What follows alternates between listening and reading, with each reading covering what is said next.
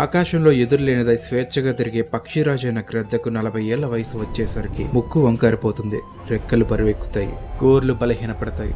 ఒకప్పుడు గొర్రెలను మేకల్ని సైతం వేటాడిన ఈ గ్రద్ద ఇప్పుడు కనీసం ఒక చిన్న ఎలుకను కూడా పట్టుకోలేక కష్టపడుతుంది.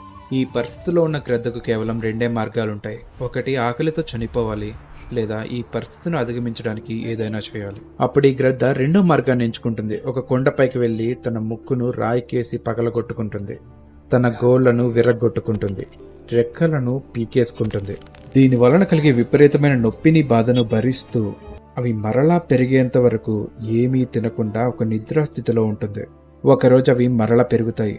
ఆ రోజు పక్షిరాజు తన యవ్వనాన్ని మళ్లీ పొంది ఇంకో 30 సంవత్సరాలు అంటే దాదాపు 70 సంవత్సరాల వయసు వచ్చే వరకు ఈ ఆకాశాన్ని ఏలుతాడు.